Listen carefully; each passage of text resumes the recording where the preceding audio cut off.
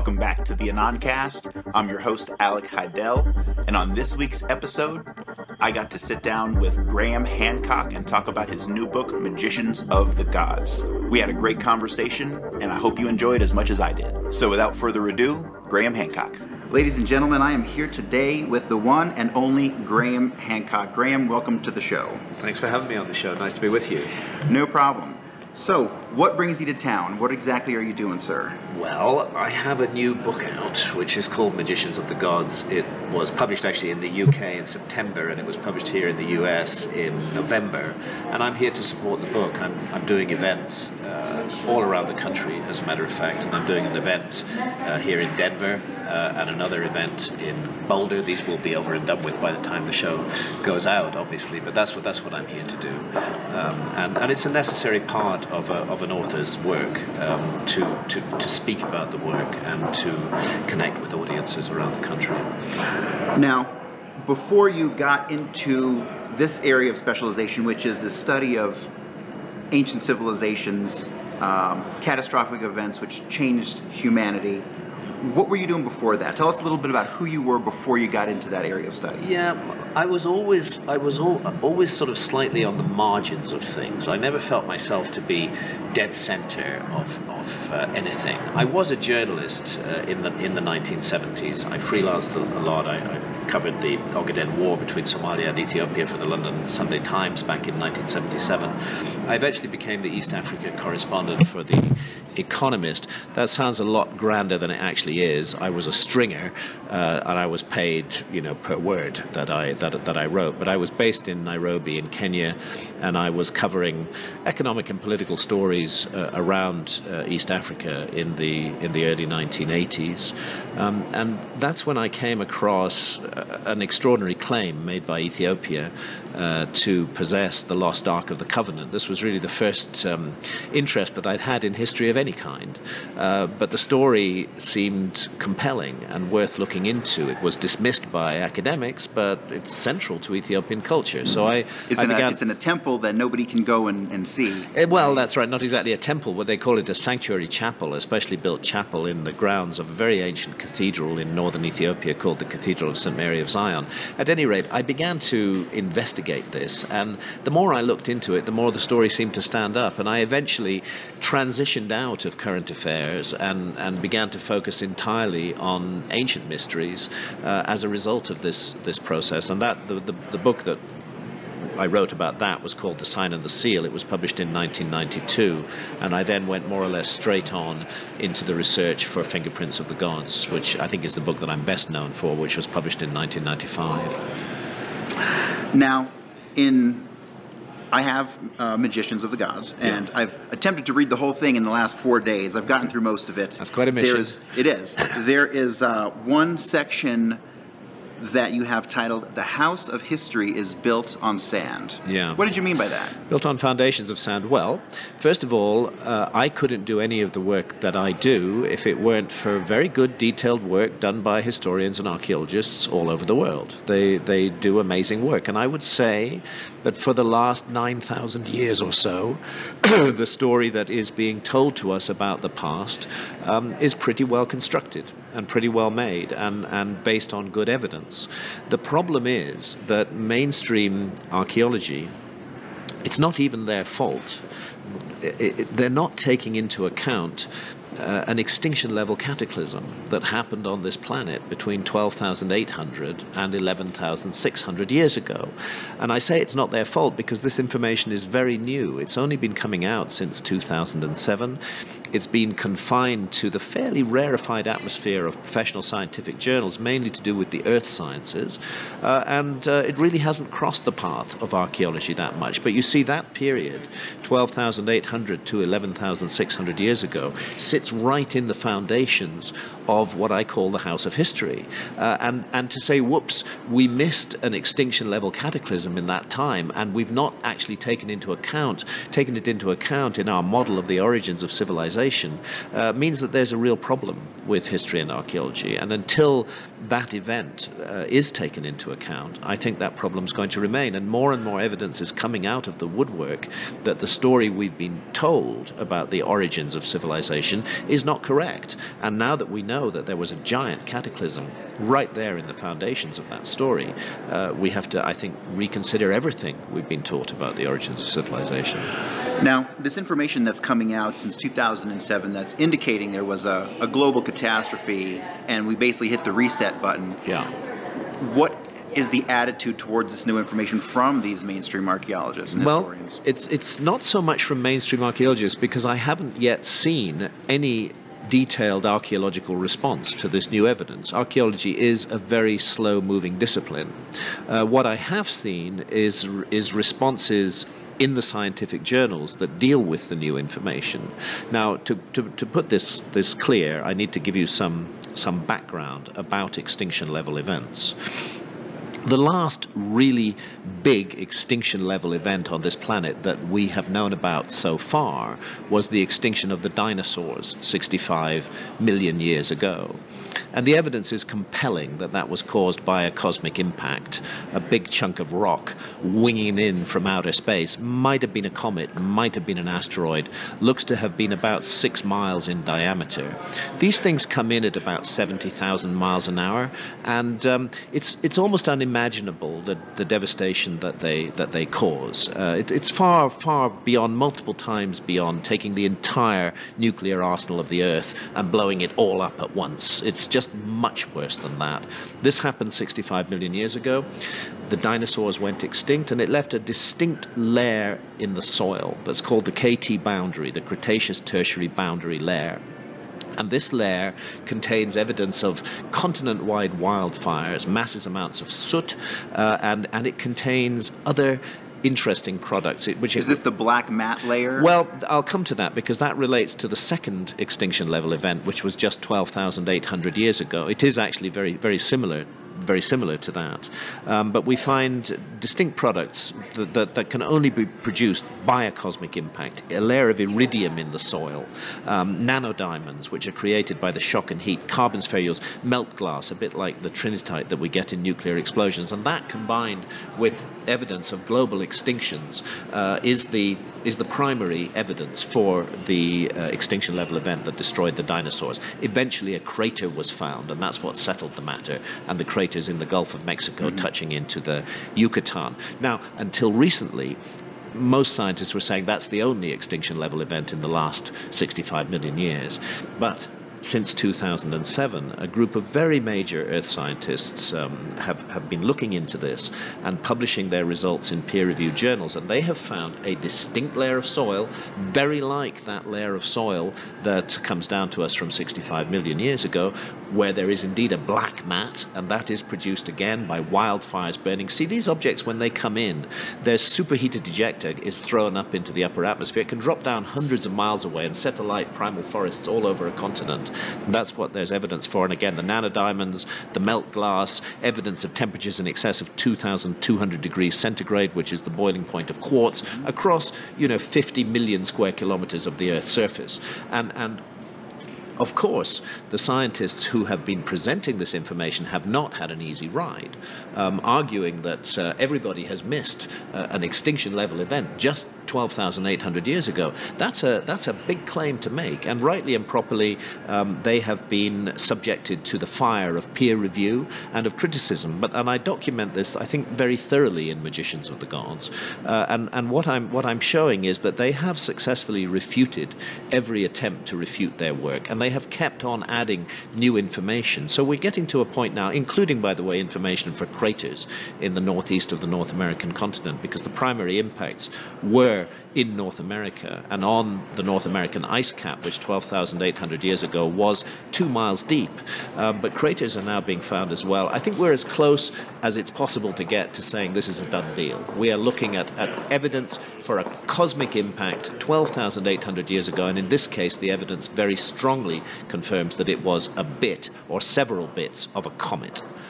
Now, if you're in the middle of an ice age, or towards the end of an ice age, yes, because of this event. Yes. A comet breaks up, comes into the atmosphere, impacts North America. Yeah. Now, North America at this point is covered in glaciers. Well, the northern half of North America. Take a line roughly from Portland, Oregon to Minneapolis to New York, and north of that, you have ice caps that are actually 2 miles deep, mountain high ice. Yeah. Now, did the impact strike land, or did it strike the ice? The primary impacts struck the ice, and this is why there has even been a debate about this, because that layer of soil filled with nanodiamonds and other classic proxies of impact should in itself be enough to prove that an impact took place. But the skeptics, and again it's right and proper to have skepticism, the skeptics wanted craters. Where is the crater? Well, there's two problems here. The first is when the primary impacts are on 2 mile deep ice, you don't get remaining craters. The craters are excavated in the ice, the ice melts away, and bang, your evidence is gone. Apart from shock effects on the ground beneath the ice cap, and some of those have been identified across North America. But secondly, beyond the edge of the ice cap, at least 3 craters have now been found which date to this period. The Corosol crater, the Bloody Creek structure, Quebecia terrain, for example. And I think these are taking us further to settle the case that we are dealing with a cosmic impact 12,800 years ago that changed the world as much as the impact of 65 million years ago that made the dinosaurs extinct. These events are world changers. Dinosaurs were ruling the planet 65 million years ago, and there were just these little mammal creatures running around going nowhere. Well, afterwards, the evolution of mammals opened up, and I guess we're the end result of that. But everything changed, and that's the same 12,800 years ago. I think not only did we witness massive extinctions of animal species at that time, the megafauna, the woolly rhinos, the mammoths, and so on and so forth, but also we lost a whole civilization that has not yet been entered into the historical record, but that is remembered in myths and traditions all around the world. And there are several sites around the world that would indicate that we had civilization back. Yes. One that you really focus a lot on is Gobekli Tepe. Yes. Can you tell us a little bit about Gobekli Tepe? Gobekli Tepe is a game changer, really, particularly when combined with the evidence for the cataclysm between 12,800 and 11,600 years ago. Before I address Gobekli Tepe, I need to address that cataclysm and why indeed it was investigated. You see, 12,800 years ago, the world had been coming out of the Ice Age. Temperatures were warming up. And then there was suddenly a massive plunge in temperatures. The world just went into a massive deep freeze, so far really unexplained. That lasted for 1,200 years, and then there was an equally massive change of temperature in the other direction, and that was 11,600 years ago. Now, the science on the beginning of this event, the event is called the Younger Dryas by geologists. The science on the beginning, 12,800 years ago, connecting it to multiple impacts from fragments of a giant comet, is very, very strong, as I've said, and really getting to the point where it's irrefutable. Why did it end so suddenly? Why? Because the ending was equally cataclysmic. 11,600 years ago, massive sea level rise. Geologists call it meltwater pulse 1b, which happened 11,600 years ago, again unexplained. The suggestion is that there were further impacts from further fragments of the same comet, that much of it had remained in orbit, and the Earth crossed the path of several other large fragments at that time. In this case, the impacts were in ocean, and the effect, as well as global tidal waves, was to throw up a huge cloud of water vapor into the upper atmosphere, creating a greenhouse effect which warmed the Earth up very quickly. So that second date, 11,600 years ago, was as cataclysmic as the first date, 12,800 years ago. And 11,600 years ago is the date for the foundation of the deeply mysterious megalithic site of Gobekli Tepe in Turkey, a site that's only been discovered since the second half of the 1990s. So basically we have two cataclysmic events separated by 1,200 years. Yeah. From the same comet? That's the suggestion. That the second event was also caused by the same object. We have to understand that comets are large chunks of rock bound together by ice, and it is normal behavior for comets to break into multiple parts. Comets are drawn into the inner solar system by gravitational disturbances as the solar system crosses the galactic plane. It can take them millions of years to come into the inner solar system. We had a recent example, 1994, comet Shoemaker-Levy 9 hit Jupiter. That was quite a small comet. It was just 2 kilometers in diameter. It broke up into 20 fragments, but my goodness, the impacts of those 20 fragments on Jupiter, had they been on Earth, would have been utterly cataclysmic. And so the evidence is that occasionally a giant comet gets past the guard of Jupiter, because I do regard Jupiter as the guardian of our planet. It and Saturn have been responsible for sweeping up a lot of the objects that otherwise would have hit the Earth. But sometimes objects get past the guard, and one of those objects, the calculations suggest it was about 20,000 years ago, was a giant comet with a diameter of at least 100 kilometers, say 60 miles, that this remained intact, although on an Earth-crossing orbit for some thousands of years. It then began to fragment, as comets do, and to spread out along its orbital path, creating a much wider path than had existed before. And 12,800 years ago, the Earth collided with several of those fragments, not all of them. Others remained in orbit. There were a second series of impacts 11,600 years ago. So we have 1,200 years of absolute hell on Earth, beginning with a cataclysm and ending with a cataclysm. What happened to mankind in that period? Well, it's clear that humanity survived. Human beings today, we live in a complex world today. We have advanced technological societies on this planet. We're sitting in one now called the United States. And we have hunter-gatherers living on the planet who, in some cases, don't even know that we exist. I mean, that wouldn't be the case with the Kalahari Bushmen. They know we exist, but they are pursuing their lifestyle quite separate from the technological lifestyle of the Western world.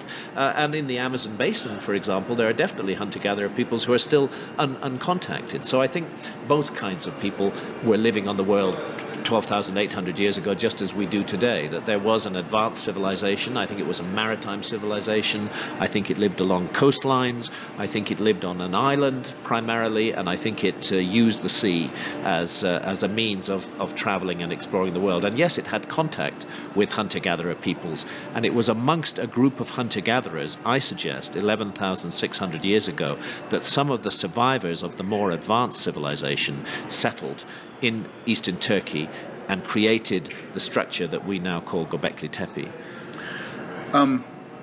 What exactly is so special about Gobekli Tepe? Well, everybody's got a picture in their mind of Stonehenge, for example. Okay, Gobekli Tepe, it's on the scale of Stonehenge in terms of the megaliths involved, but it's 50 times larger.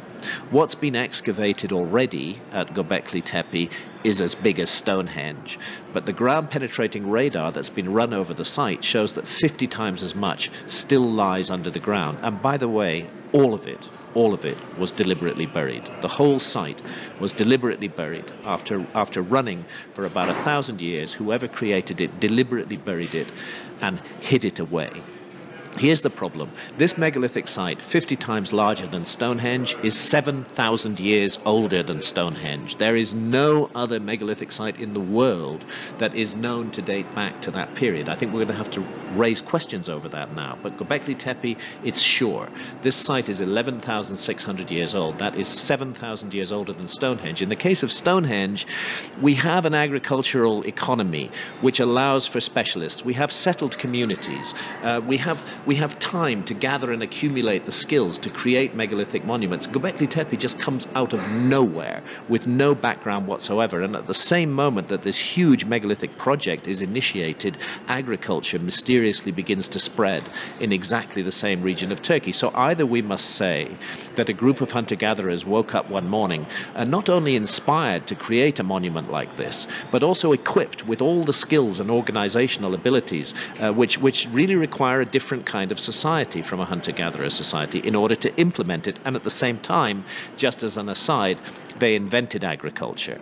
Or the alternative, which I favor, is that we're looking at a transfer of technology, that Gobekli Tepe and the invention of agriculture around it are the work of the survivors of a lost civilization who came to that area and perhaps used the giant project of Gobekli Tepe as a motivational system to draw in the local hunter-gatherers, to put them to work on a large-scale project, and in the process to initiate them and to share knowledge with them, which we see manifested in the spread of agriculture.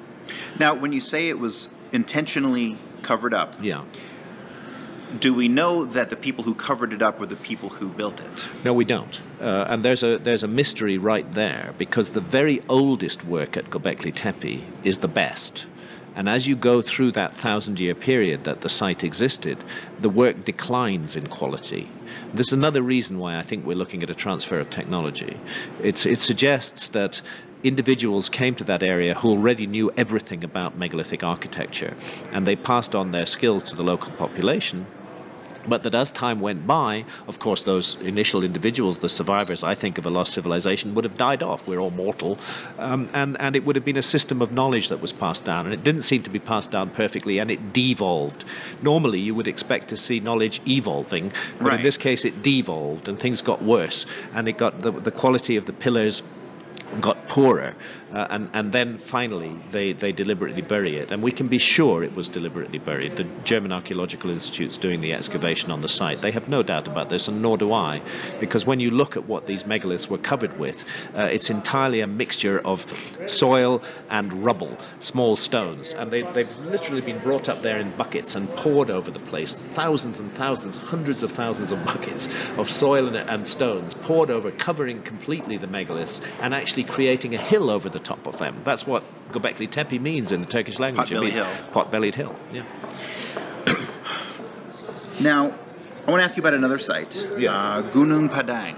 Yeah, this is another site which in itself, excuse me, is raising questions over our model of history. See, the model of history that's taught in our schools and universities and largely reflected in the mainstream media is this kind of straight line evolutionary progress from, Stone Age cavemen through agriculture, eventually the creation of cities, and finally, here we are, technological, smart old us. And the creation of cities and the creation of large megalithic sites isn't supposed to have happened until 5,000 or 6,000 years ago.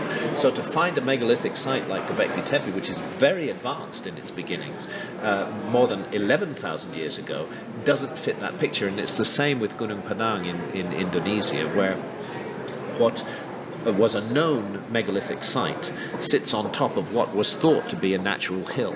But the geologist Danny Hilman Natwajaja, who is actually Indonesia's leading geological expert in megathrust earthquakes, but is also an amateur archaeologist, found this site, and he felt that natural hill wasn't a natural hill. It looked man-made, and he had the equipment to figure that out. Ground-penetrating radar, seismic tomography, electrical resistivity. They did a huge study on Gunung Padang, and they found actually that the whole hill is man-made, and that it contains at least 3 very large regular chambers inside it. And the next step is to find out what's in those chambers and to do a full excavation at Gunung Padang. But sadly, for the last year, this has been held up by objections from archaeologists who don't seem to want to have history rewritten, which is what Gunung Padang has the potential of doing, because drill cores were put down into that, turns out, man-made pyramid-like mound, and they brought up fragments of worked stone together with dateable organic materials that actually go back as much as 20,000 years into the past. So this is again a game changer, and all of these things.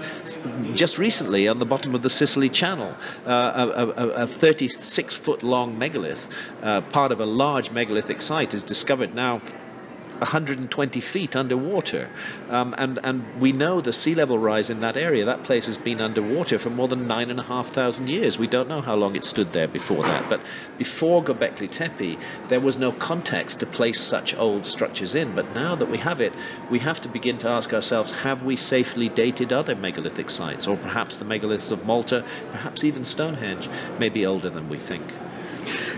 Now, when you talk about Gobekli Tepe and Gunung Padang, you make it sound like someone from an ancient civilization specifically had the intention of passing down knowledge, information to up-and-coming civilization. Yeah.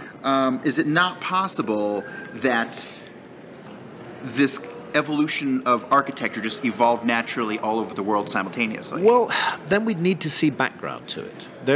we would need to see background to Gobekli Tepe. We would need to see the evolution and development of the skills. This is no mean feat. I mean, we're dealing with hundreds and hundreds of megalithic pillars in the range of 20 to 50 tons each, beautifully carved in many cases with images upon them, and astronomically aligned. I mean, Gobekli Tepe contains the world's first perfectly aligned north-south structure, and you can only do that with astronomy, and very precise astronomy at that. So there's evidence for very high-level skills in Gobekli Tepe, and one of those skills, doesn't immediately strike the eye, is organizing your labor force. You need a large group of... This is an area where there's no water. There's no water in Gobekli Tepe, and it's been estimated that hundreds of people must have been put to work there in order to create a site on this scale. So you have to organize them, you have to bring them to the site, you have to feed them, you have to water them, you have to have some who are cutting stones, some who are placing stones. They must know what they're doing, otherwise they're going to do a horrible job. All of this, to appear suddenly with no background whatsoever, suggests that the background is missing, that there is a background, but that it's missing. And now that we have an evidence for the compelling evidence for a global cataclysmic episode between 12,800 and exactly 11,600 years ago, I think we can figure out why it's missing. Because the people who had those skills and knowledge were utterly destroyed, leaving only a few survivors in that horrendous global cataclysm. Just as I suspect, I don't want to spread, I don't want to spread gloom and doom, but just as I suspect that our civilization would be today, if we were to confront a similar event, if we were to face multiple strikes from fragments of a comet, some of those fragments up to a mile in diameter, the cataclysmic effect of that, I think, would take our civilization down. Our civilization, we're very proud of ourselves. We've got all these amazing technological achievements. But how many people in Western technological society, and I don't just mean the West, I mean Japan is part of the same technological global culture. How many people in these cultures actually know how to survive? How many of them know how to hunt and gather? How many of them know how to grow crops and make it work? How many of them know how to build a structure? Very, very few. Very few. Extremely few, because we are a highly specialized society. And that's our strength, but it's also our weakness. This level of specialization, once you unpick the bonds that connect the different specialisms, which a global cataclysm will do, absolutely, then this society turns out to be a very fragile one, where most people don't have a clue about how to survive. And actually, hypothetically, if such an event were to happen again today, the people who would survive it would be the hunter-gatherers. It would be the hunter-gatherers in the Amazon jungle or in the Kalahari Desert. They know how to survive. They survive. Their whole life is about surviving, and they are masters at that, absolute masters, whereas we are infants. So, this is how it looks to me in the world of 12,800 years ago, that this business of transferring technology that took place at Gobekli Tepe wasn't only about that. These were people from a more advanced civilization who were taking refuge amongst hunter-gatherer populations that had survived and were seeking to pass on to them what they knew.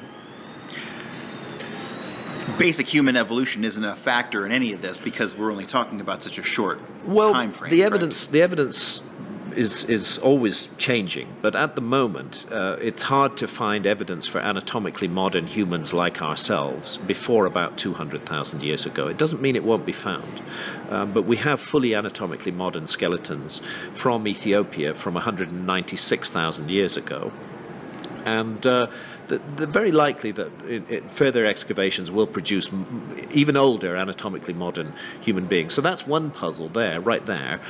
Let's take the date of 200,000 years ago, when creatures exactly like us, with the anatomically modern brain, were roaming the planet. Why did it take us 195,000 years to form the first civilizations? Or maybe we did form earlier civilizations and they got lost. And another thing here is that there was a very massive, almost extinction-level event on this planet, not caused by a cosmic impact, but caused by an eruption of Mount Toba, a huge volcano in Indonesia, 70,000 years ago. And genetic evidence suggests that anatomically modern humans were reduced to 2,000 individuals at that point. So I think the period in which an advanced civilization, the one that's remembered in all the myths and traditions, the one I'm talking about in Magicians of the Gods, the period in which it could have emerged is actually constrained by that. I think it has to be after 70,000 years ago, and it comes to an end by 11,600 years ago. It's brought to an end in those cataclysmic events then. You talk about these ancient civilizations being talked about in myths and legends. What's the first myth or legend that references them? Well, there are many, as a matter of fact, but I'll start with the best known, which is the story of Atlantis, which is passed down to us by the Greek philosopher Plato. Scholars are very dismissive of the Atlantis story, and they associate it with what they call, woo-woo and soft speculation. So I think it's important to remember that the actual single only source for the Atlantis story is Plato. Any other sources are secondary to Plato. And Plato was not an idiot. Plato got the story, he tells us in his dialogues, the Timaeus and Critias, he got the story through his family line from his ancestor Solon, famous Greek lawmaker. And Solon had visited Egypt during Solon's lifetime, around 600 BC. That's when he made the visit to Egypt, where he claimed to have been told the story of Atlantis by Egyptian priests. And this story was then passed down in Plato's family and eventually reached Plato 150 years later, and Plato set it out in his Timaeus and Critias. Now, right there is an interesting thing.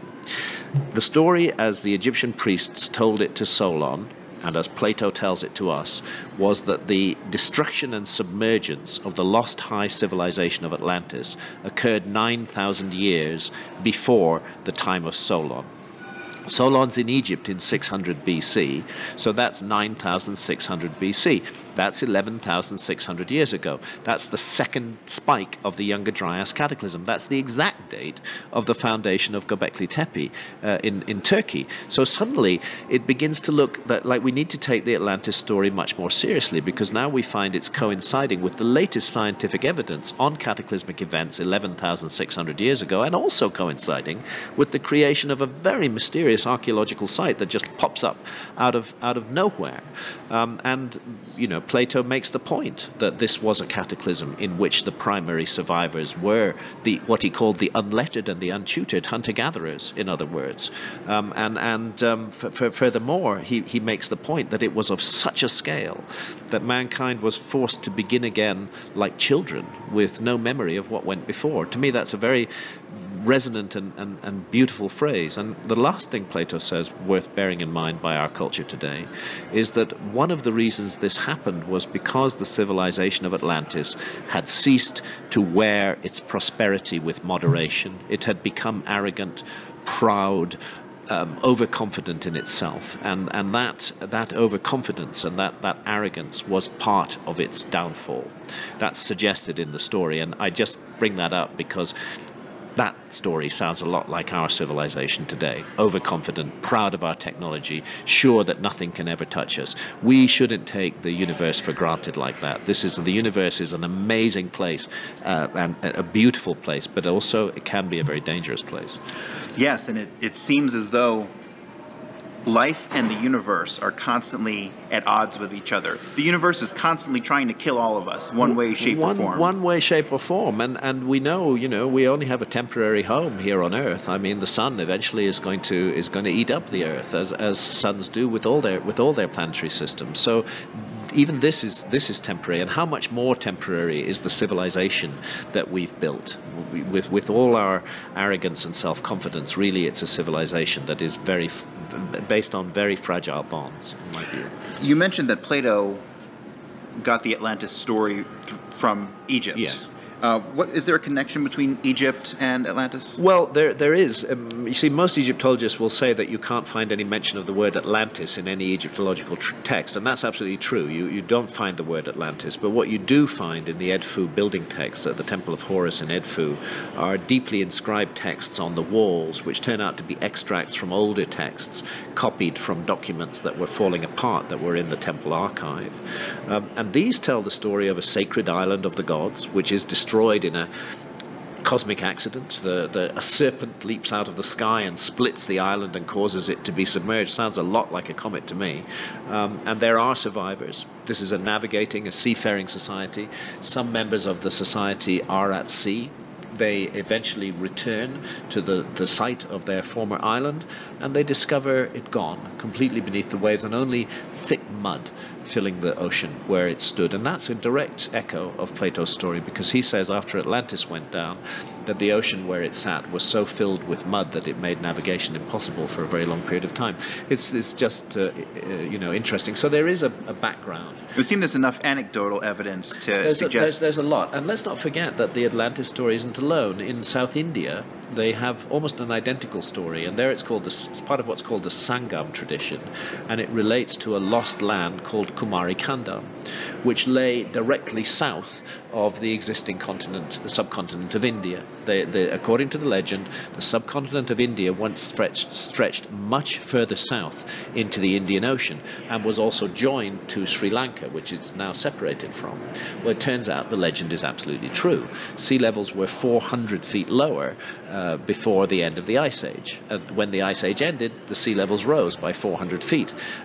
India was much bigger and did extend far to the south, and there are huge lost lands south of India, exactly as remembered in the tradition.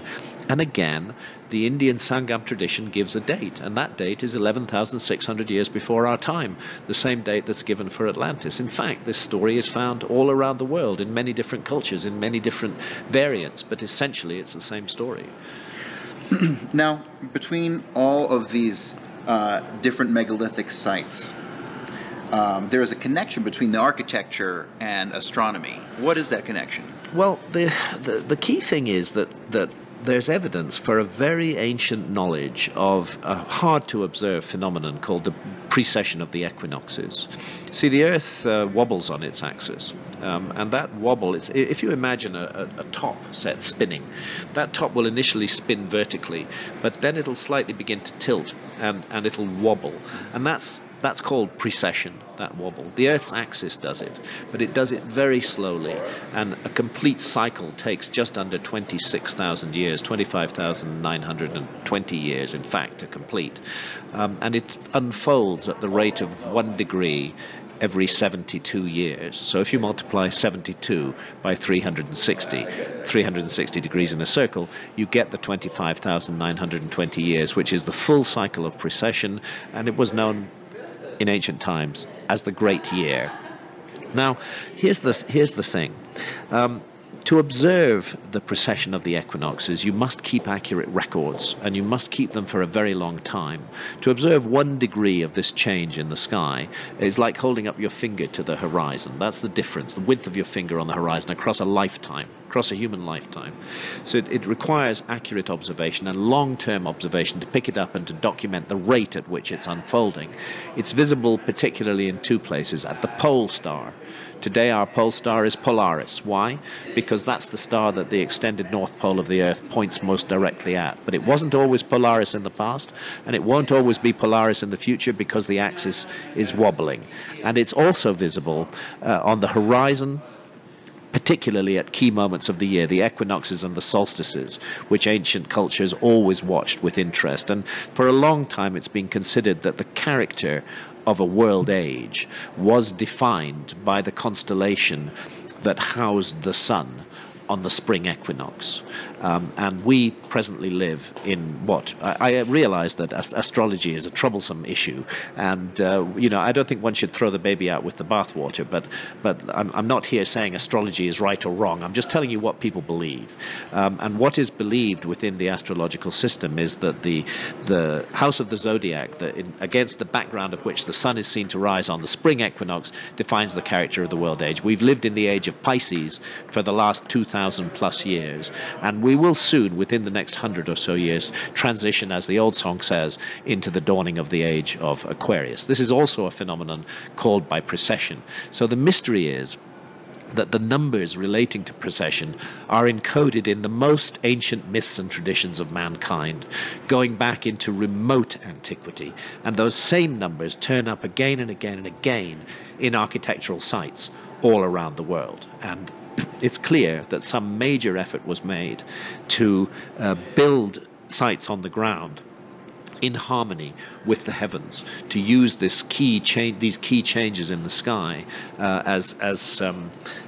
the blueprint, if you like, for the model that was created on the ground. And because that's the case, we can get sites which actually spell out dates. We can see a date from the site. If you look at the stars that are modeled on the ground and you compare them with the skies and you run a computer simulation of ancient skies, easily done now, and see how the sky looked, you can immediately see that these sites seem to be spelling out a date, and often that date is about 12,500 years old. It's certainly the case at Giza, with the Great Sphinx looking at its celestial counterpart, the constellation of Leo, rising at dawn on the spring equinox, and with the 3 stars of the belt of Orion lying due south on the meridian at the same moment.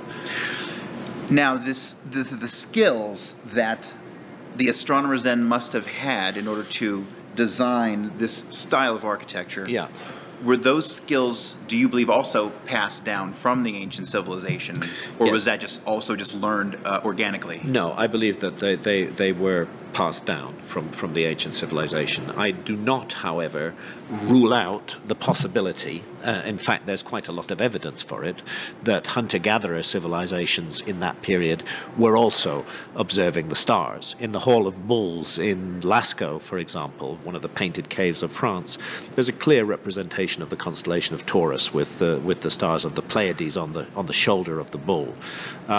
As I say, this was a world in which an advanced culture coexisted with hunter-gatherer cultures. I'm not suggesting that they were never in contact with one another through this period. I think there were contacts, but I don't think there was a major effort to transfer technology until after the cataclysm, until after the survivors realized that everything they knew could be lost. Another thing I want to touch on is, in ancient history, there are tons of flood mythologies. Yes. What's the connection between the flood mythologies and this impact? These flood mythologies have to be gathered together with the stories of places like Atlantis, which are stories of an advanced civilization destroyed in a flood cataclysm. Of course, everybody's familiar with the flood of Noah from the Bible. It turns out that an earlier version of that was told in ancient Mesopotamia, in Sumer, going back at least 5,000 plus years, and receding back before that. You see, these stories were passed down in oral traditions. The fact that we find the first written versions of them 5,000 or 5,500 years ago, that's only a written down version of a much older oral story. And I would suggest that all of these stories, which speak of a global cataclysm, a truly global cataclysm that changed the world utterly, which are found, there's more than 2,000 such stories all around the world. I believe they all go back to the events that unfolded between 12,800 and 11,600 years ago. And some of the evidence of this would be water erosion on the Sphinx? Well, you see, this is exactly why this new evidence is so important, because as far back as 1992, my friends and colleagues John Anthony West and Robert Schoch is actually a professor of geology at Boston University, but unusually for a mainstream academic, he's been willing to stick his neck out and where the evidence justifies it to indicate the possibility that the story of history might be wrong. And that's the case with the Sphinx. The Great Sphinx of Giza, this was originally noticed by John Anthony West, and he brought Robert Schoch to the site. And Schoch immediately realized, looking at the weathering patterns on the flanks of the Sphinx and on the trench that surrounds the Sphinx, that this monument had been subjected to at least 1,000 years of very heavy rainfall, which could put it back exactly to this Younger Dryas episode, because when these comet impacts occurred, there was a massive rainout that followed, a very long, profound rainout, a thick, bituminous rain filled with mud and earth that had been drawn up into the sky and that came down. It was exactly the kind of rainout that could have caused the erosion on the Sphinx. But back in 1992, Egyptologists rejected the suggestion that the Sphinx might be as much as 12,000 years old. They rejected that suggestion utterly. Well, do they have evidence that would suggest otherwise? Well, no. Again, I go into this in some depth in Magicians of the Gods. The Egyptological case for dating the Sphinx to 2,500 BC, which is taught as fact in all schools and all universities, well, there's no question mark ever raised about it. We are told the Sphinx was built by the Pharaoh Khafre, carved, in fact, out of solid rock by the Pharaoh Khafre around 2500 BC. That's 4,500 years ago, as though that were an established fact. When you actually drill down into what that's based on, it turns out to be based on nothing. There is not a single piece of firm evidence that dates the Sphinx to 2500 BC. And obviously we don't have time to go into details here, but it's all in the book. I set it out in detail in the book. So there's a question mark over the dating, and then suddenly we have the geology, which is saying, hang on, geologically, this monument is much more than 4,500 years old, because we haven't had rains that could have caused these kind of marks on that monument in the Giza Plateau at all in the last 5,000 years. You have to go back to the end of the Ice Age to get that kind of rain. Therefore, the Sphinx looks like it's much older and could be as much as 12,000 years old. Well, at the time, Egyptologists rejected it. They said, we know the facts. We know the truth about the Sphinx. The Sphinx dates to 2,500 BC. And besides, if there were any culture in the world 12,000 plus years ago capable of creating a megalithic site like the Sphinx and the megalithic temples in front of it, we'd find other work done by that culture, and we don't find such other work. Well, they could say that in 1992, and it sounded pretty good, but they can't say that in 2015, not after we've discovered Gobekli Tepe, because if you can make Gobekli Tepe, which is absolutely definitely 11,600 years old, you can certainly make the Sphinx. Now, as far as the ability to do it, I want to talk about the technology they were using, because they're referenced as an advanced civilization, but they're not as advanced as far as have cell phones and airplanes. I don't think so. I don't think so. I can't. Right now, I feel my job is to focus on the fact that something major has been lost from the human story. And this feeling of incompleteness, almost of amnesia that many of us feel, may have something to do with this, that there's a dark episode in our past which is not clear. And the facts that are emerging, which I set out in Magicians of the Gods, support the view that there was a higher civilization at that time, not just a civilization of hunter-gatherers that was destroyed in those cataclysms, and that's the source of our amnesia, that we've forgotten a major, major episode in the human story. As to technology, I can only go so far in my speculation. Did they have cell phones? Did they send men to the moon?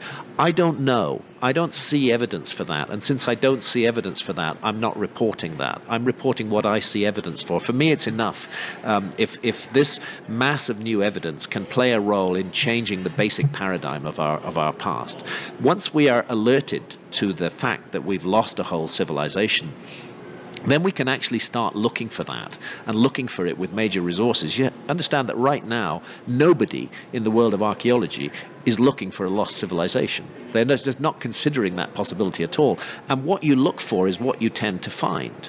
You know, if you actually set out with the knowledge that we have lost a whole civilization, and we're really going to look for the evidence, I think more and more evidence will come out of the nature of that society. Right now, what I can say is, it was certainly a civilization that was able to explore and map the entire Earth, and map it accurately. I say that because we have a whole category of ancient maps that have come down to us, maps that were primarily created between the 13th and the 16th centuries of our era, but in all cases were based on older source maps, which are now lost.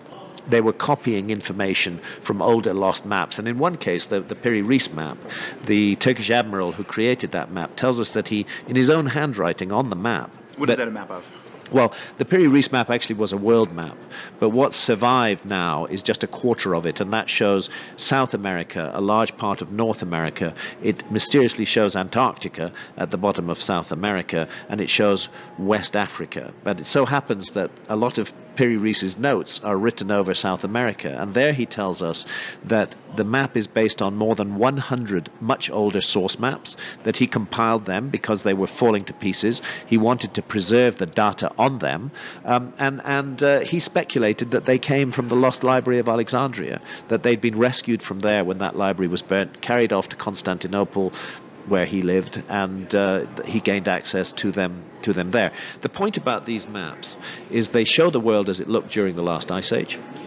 In many cases, for example, the Southeast Asian peninsula is shown as a giant, and the Indonesian islands are shown as a giant continental landmass on those maps. And that was the case more than 12,800 years ago. Little islands that have been underwater for more than 12,000 years show up on some of these ancient maps. For example, an island called High Brazil off the coast of Ireland. We see Antarctica on these ancient maps. Our civilization didn't discover Antarctica until 1818, so to find it on maps drawn in 1490, based on even older source maps, is a real puzzle as to why it's there. And just recently, another one of these maps shows a massive river channel in the Sahara, and we've had recent science, a radar survey in the Sahara, which shows that a river channel exactly ran there, and that at that time, about 12,000 years ago, the Sahara was green, as it's shown on this map. And last but not least, these maps include accurate longitudes, and accurate longitude is something that our civilization has only been able to do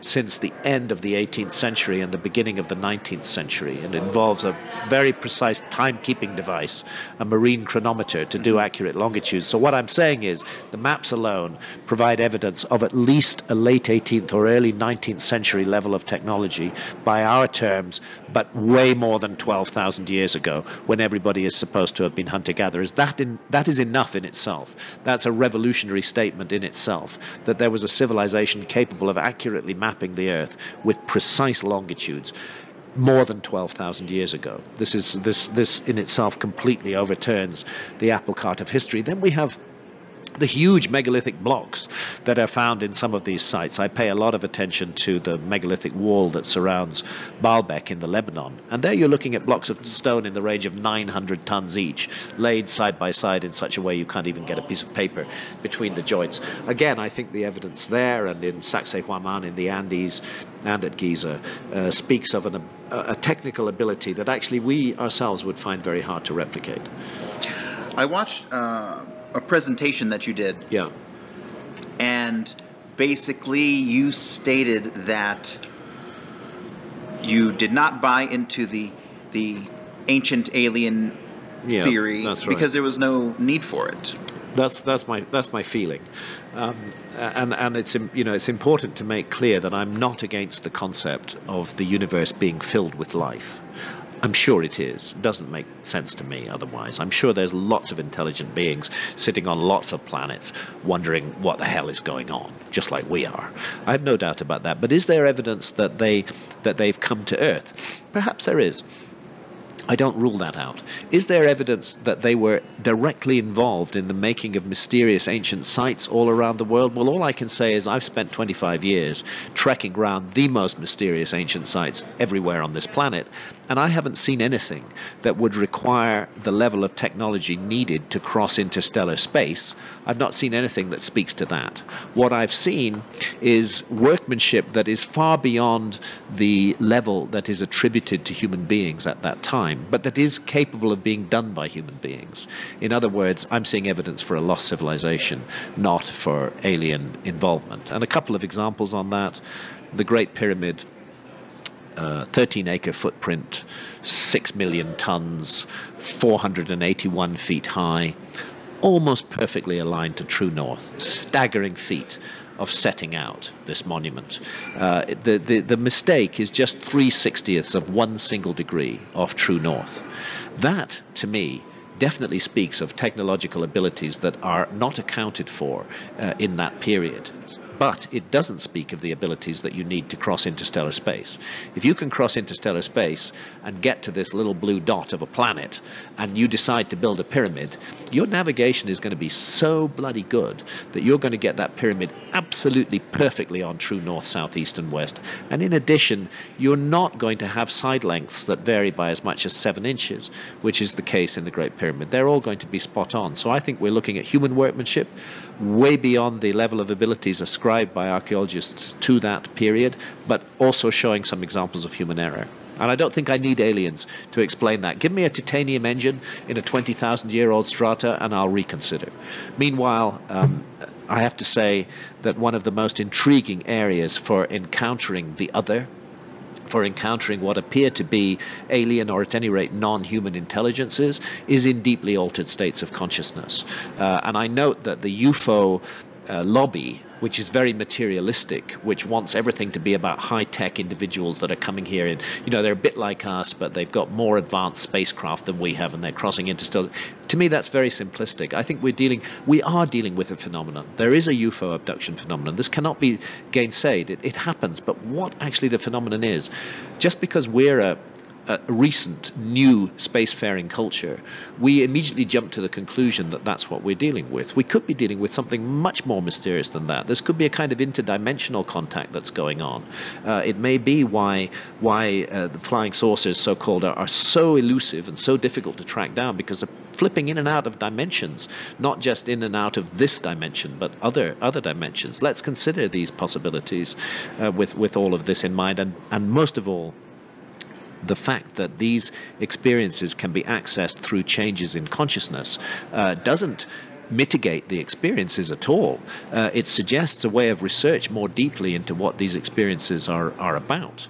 Maybe with something like smoked DMT, it is possible to alter the receiver wavelength of the brain and to gain access to other dimensions or other levels of reality. Some serious scientific research needs to be done on this possibility. We shouldn't be spending everything on, you know, sending rockets into space. We should be exploring inner space as well, because we are creatures of inner space. Consciousness is what the human being is all about, actually. You're pretty outspoken on the use of psychedelics. And yes. My personal experience with psychedelics started at a very young age. I was, I think, 14 or 15 when I started experimenting with LSD, mushrooms, and I can say with certainty that it has undoubtedly shaped the course of my life, doing it at such a young age. What were your first experiences with psychedelics, and what made you want to? Well, my very first experience with psychedelics was with LSD, a bit later than you. I was 23 or 24 years old, and it was in England at a festival called the Windsor Free Festival. And I had it's an incredible spontaneous LSD experience. I didn't go there intending to take LSD, but somebody gave me some. I took it, and I had a fantastic time. Really powerful experience. The friend who I undertook that experience with had a devastating time that night. And when I met him the next morning and saw him in a state of collapse, my first thought was, okay, I was lucky, but I'm not sure I want to allow that power to happen in a negative way to me. So for many decades after that, I never touched another psychedelic. I smoked a lot of cannabis, but that's not a psychedelic.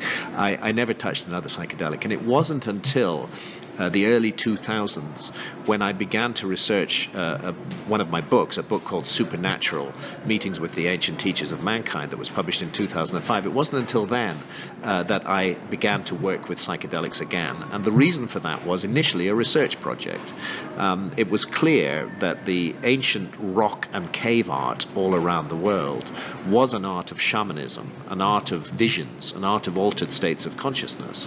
And then I found that shamans in the Amazon jungle were using ayahuasca to get into deeply altered states of consciousness, and they were painting their visions after they came back to the everyday state of consciousness. They remembered what they'd seen and they painted it, and their paintings have a lot in common with cave art from 36,000 years ago. So suddenly I saw a key here to unlock the cave art, and I've never been a researcher who's felt that it's okay just to sit in an armchair and read books. I have to experience what I'm talking about. So my first research trip was to the Amazon jungle. 5 weeks there, sit down with shamans, drink ayahuasca, and have these experiences. And, you know, these were life-changing experiences for me. They just turned my world completely upside down and made me open to and aware of possibilities that I'd never considered before. And that's why, long after I'd finished writing Supernatural, I have continued to work with ayahuasca.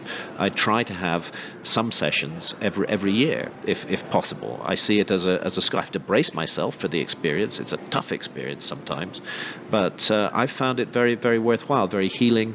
It's helped me to get my priorities right in life in a way that I don't think I did before, and it's helped me to examine my impact on others, and hopefully to be a positive and nurturing influence rather than a negative one. I've learned a lot from ayahuasca, and that's why they call it a school in the Amazon. And that's why I feel, amongst other reasons, that the way our society runs at the moment is just fundamentally wrong. The war on drugs is a wicked and evil enterprise which has empowered huge armed bureaucracies to enter our private sanctum and actually wreck our lives, break down the doors of our homes and throw us into jail, and at the same time which has empowered massive criminal gangs to make huge amounts of money selling illegal drugs, which are often not very good drugs and are often cut with other stuff, and you actually don't know what you're buying on the black market often. So it's just a ludicrous enterprise which fundamentally is a war on consciousness. The decision, and this is a point I think that has been a little bit neglected, that we are dealing with the issue of adult sovereignty over consciousness. If we as adults live in a society that doesn't allow us to make free and sovereign decisions about what to experience or not in the inner sanctum of our own consciousness, then in no meaningful sense can we be said to be free. It's an illusion to say we're free while the society holds the key, the state holds the keys to our consciousness. And this is something that radically needs to change. It's a human rights issue. As I've said many times, we already have laws which deal with individuals who get in the face of others and cause harm and damage to others. And those laws, I get them. I understand why they're there. We do not need laws that seek to patrol our consciousness and tell us what we may and may not experience, particularly since it's deeply hypocritical and our society allows big pharmaceutical companies to make billions of dollars from consciousness-altering drugs that are often really, really harmful and dangerous, whereas the psychedelics, the visionary plants like ayahuasca, have been trial-tested in, and psilocybin have been trial-tested in human culture for thousands of years. And we know what we're dealing with, and fundamentally they're very, very safe as long as you create the right setting.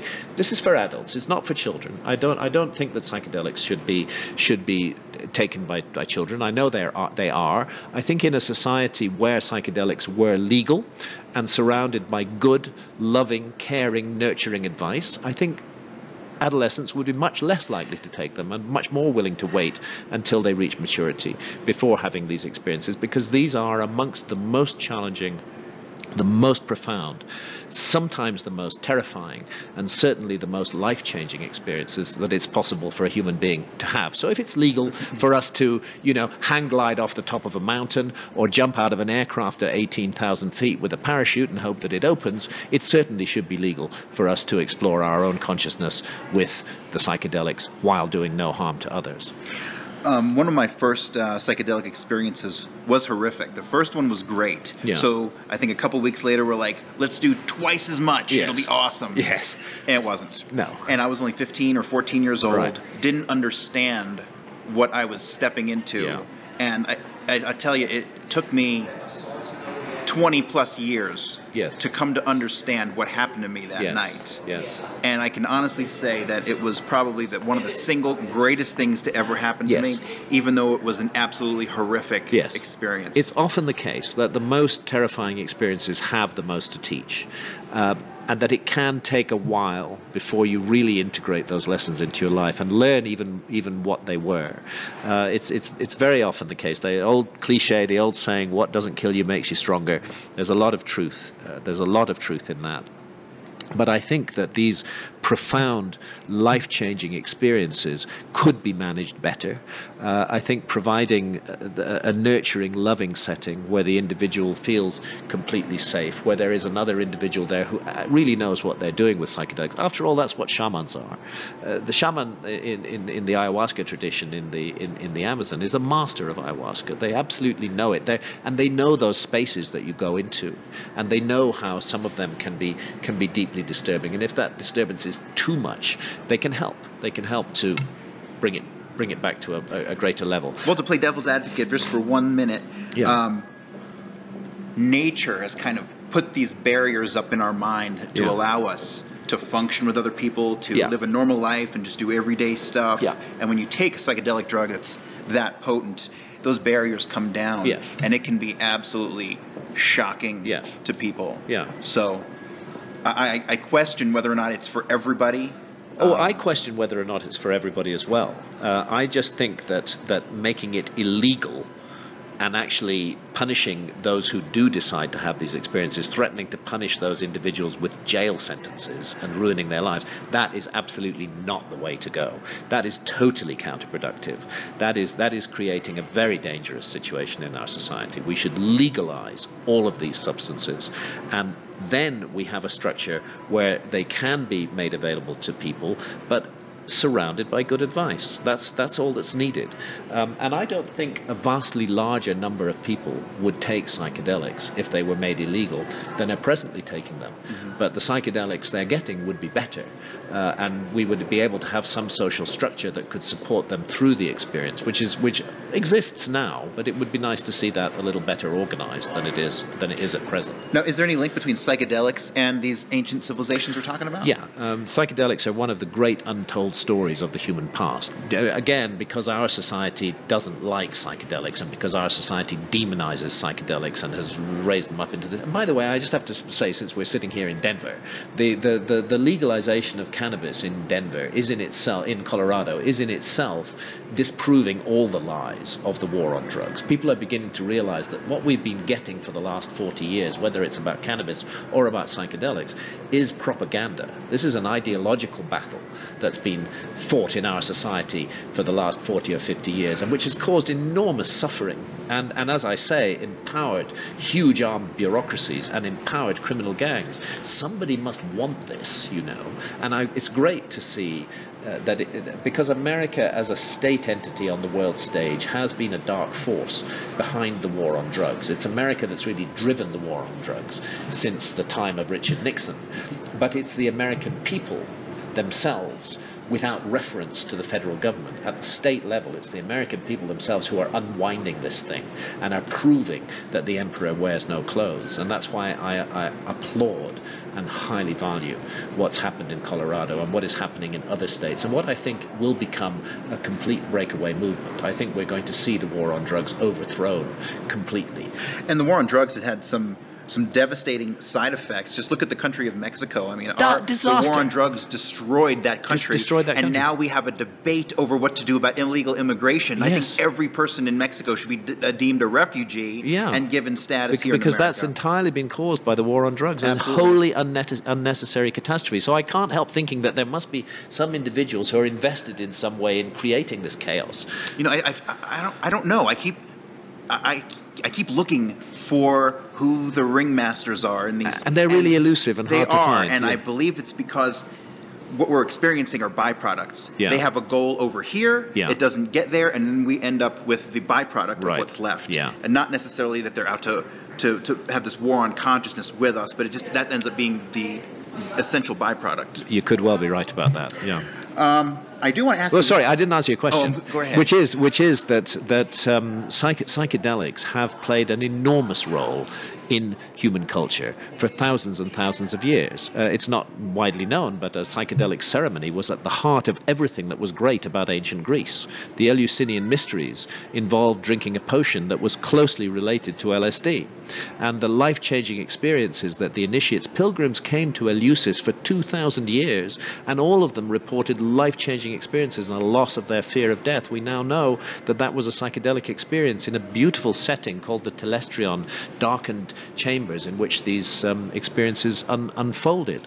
The soma of ancient India, undoubtedly a hallucinogenic substance, almost certainly based on the Amanita muscaria mushroom. The tree of life of ancient Egypt is a DMT-bearing tree. I mean, the reverence for psychedelics, their role in the Maya culture, the mushroom stones of the Maya, they venerated these mushrooms as a direct link with the gods. You know, almost every ancient culture, in fact I would go further and say every ancient culture, embraced and valued psychedelics. And it's only us, very recent newcomers, so puffed up with our own arrogance and pride in our achievements, only us who are saying, oh no, psychedelics are bad. This is a very recent idea, and it is us who are out of step. Our society is the aberrant society, not the whole story of human civilization before now, which nurtured and valued psychedelics. One thing in the book that you mentioned and when I read this, I was caught off guard because the normal association with what I'm about to mention is usually left in the realm of the conspiracy theorists. But you do mention in your book the mystery of the Nephilim. Yeah. Tell me a little bit about that.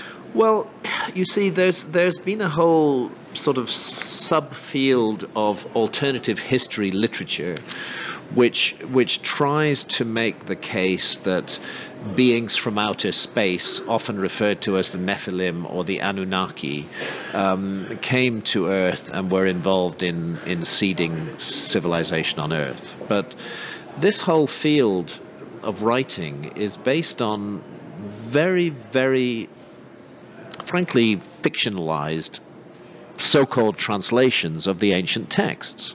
And if you go back to real translations of the ancient texts, you find that you're being misled.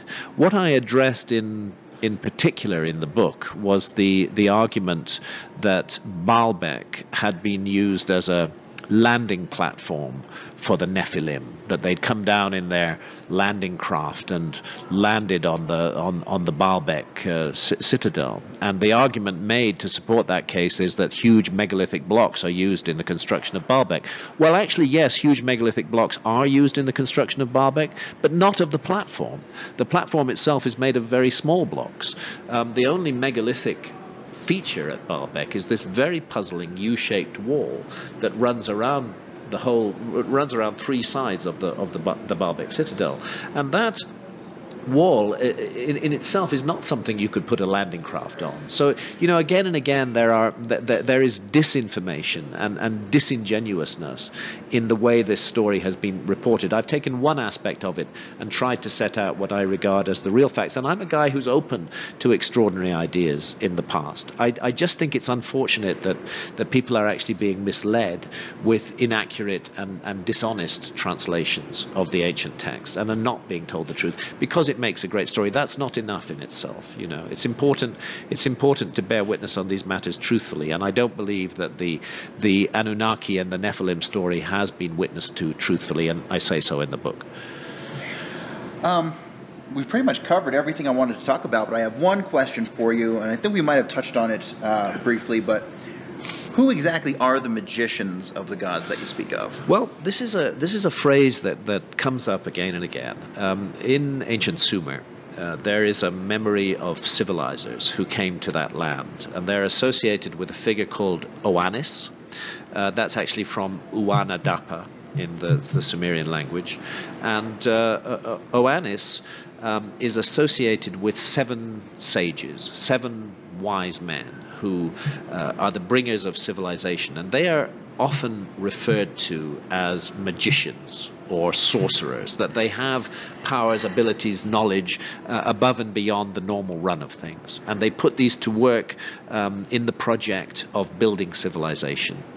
That's really where the whole notion of magicians comes from. It so happens that you get exactly the same idea on the other side of the Atlantic Ocean with the whole story of Quetzalcoatl in Mexico, a bringer of civilization, also associated with magical powers, or Viracocha in the Andes, a bringer of civilization, also associated with magical powers. So that's why I called the book Magicians of the Gods, because it relates to these traditions of individuals who made it their project to go around the world restarting civilization after some terrible cataclysm.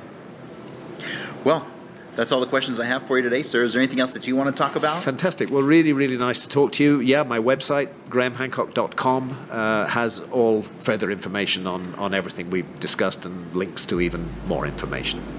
All right. Well, sir, thank you so much. Much appreciated. That's a pleasure. Nice to talk to you. Thank you so much. Well, that does it for this week's show. Next week, I'll be speaking with Sasso Luznar of the Venus Project. So until then.